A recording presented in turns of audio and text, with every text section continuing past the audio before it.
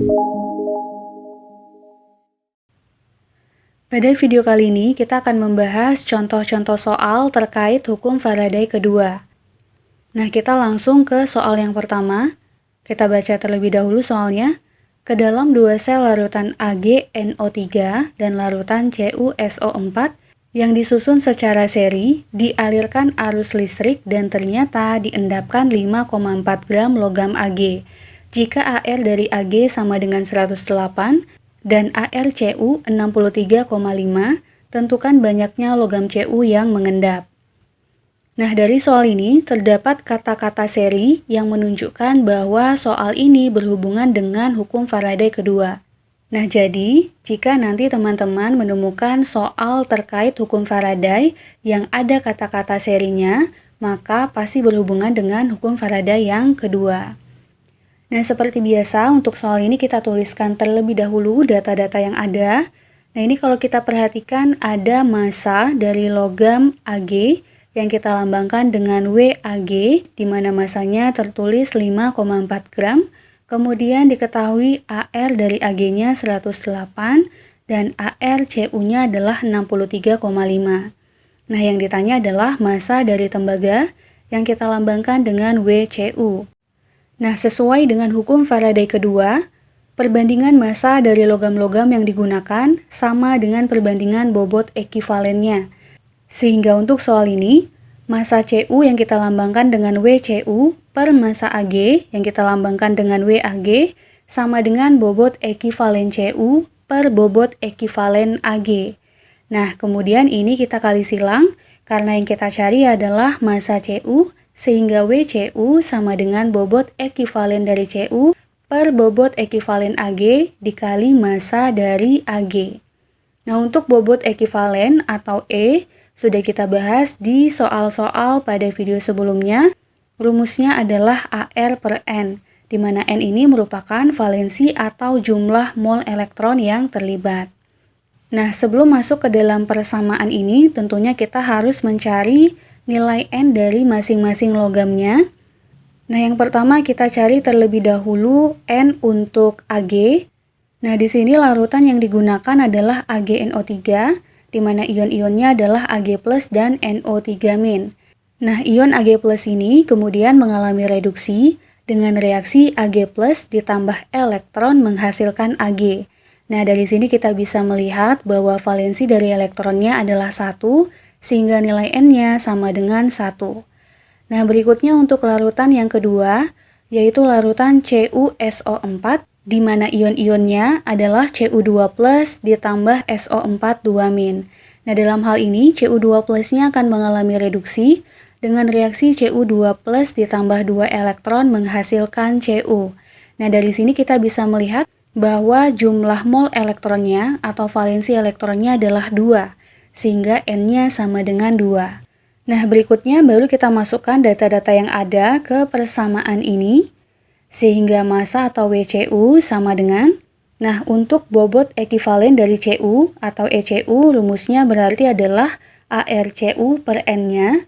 Nah, ArCu-nya di sini adalah 63,5, kemudian N-nya adalah 2, sehingga bobot ekivalennya adalah 63,5 per 2. Nah, berikutnya untuk bobot ekivalen dari Ag atau EAg, rumusnya adalah AR dari logam Ag per N-nya, di mana di soal disebutkan AR Ag-nya adalah 108 dan N-nya tadi sudah kita tentukan nilainya adalah 1, sehingga bobot ekivalen dari Ag adalah 108 per 1. Nah, kemudian ini dikalikan dengan massa dari logam Ag-nya, di mana di soal disebutkan bahwa massa dari logam Ag-nya adalah 5,4 gram. Nah, sehingga WCu-nya adalah, nah ini 63,5 per 2, hasilnya adalah 31,75, kemudian dibagi 108 dikali 5,4 gram. Nah, ini kalau teman-teman cari, hasilnya adalah 1,588 gram. Nah, jadi logam Cu yang mengendap untuk soal ini adalah 1,588 gram. Nah, kita lanjut ke soal yang kedua. Dua buah sel masing-masing berisi larutan NiCl2 dan AgNO3 dihubungkan secara seri. jika selama elektrolisis pada sel kedua terbentuk 0,54 gram perak dengan AR dari Ag-nya 108, maka massa nikel yang terbentuk pada sel pertama adalah, nah seperti biasa kita tuliskan terlebih dahulu data-data yang ada. Nah ini kalau kita perhatikan terdapat massa dari perak, kita lambangkan dengan WAG, nilainya adalah 0,54 gram. Kemudian ada data AR dari Ag yaitu 108 dan data AR Ni yaitu 59. Nah yang ditanyakan pada soal ini adalah massa dari logam Ni yang kita lambangkan dengan Wni. Nah, seperti soal sebelumnya, karena di sini ada kata-kata dihubungkan secara seri, maka pasti berhubungan dengan hukum Faraday kedua. Di mana untuk soal ini, persamanya adalah massa dari Ni per massa Ag sama dengan bobot ekivalen dari Ni per bobot ekivalen Ag. Kemudian kita kali silang, karena yang kita cari adalah massa Ni-nya, maka massa Ni sama dengan bobot ekivalen dari Ni per bobot ekivalen Ag dikali massa dari Ag-nya. Nah, seperti biasa kita cari terlebih dahulu nilai N dari masing-masing logamnya. Untuk nilai N dari Ag bisa kita peroleh dengan memperhatikan larutan AgNO3. Nah, di sini larutan AgNO3, ion-ionnya terdiri dari Ag+ dan NO3-. Nah, Ag+ di sini akan tereduksi dengan reaksi Ag+ ditambah elektron menghasilkan Ag.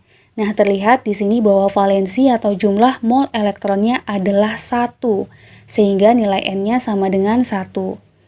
Nah, berikutnya, untuk mencari N dari Ni-nya, kita perhatikan larutan NiCl2. Nah, larutan NiCl2 ini, ion-ionnya adalah Ni2+ ditambah 2Cl-, di mana kemudian Ni2+-nya akan mengalami reduksi dengan reaksi Ni2+ ditambah 2 elektron menghasilkan Ni. Nah, dari sini kita bisa melihat bahwa valensi atau jumlah mol elektronnya adalah 2, sehingga nilai N dari Ni-nya adalah 2. Nah, berikutnya kita masukkan data yang ada ke dalam persamaan ini. Massa dari logam Ni sama dengan, nah untuk E dari Ni-nya atau bobot ekivalen Ni, rumusnya adalah AR dari Ni per N-nya, di mana AR dari Ni-nya adalah 59 dan N-nya adalah 2, sehingga bobot ekivalen dari Ni adalah 59 per 2. Kemudian dibagi dengan bobot ekivalen Ag, di mana rumusnya adalah AR Ag per N-nya. Nah, di soal disebutkan bahwa AR dari Ag adalah 108 dan nilai N-nya adalah 1, sehingga bobot ekivalen dari Ag adalah 108 per 1. Nah, kemudian kita kali dengan massa dari Ag-nya, di mana di soal disebutkan bahwa massa Ag-nya adalah 0,54 gram. Nah, sehingga di sini massa dari logam Ni, nah 59 per 2, ini hasilnya adalah 29,5, kemudian dibagi 108 dikali 0,54 gram. Nah, ini kalau teman-teman hitung hasilnya adalah 0,1475 gram. Nah, artinya massa nikel yang terbentuk pada sel pertama adalah 0,1475 gram.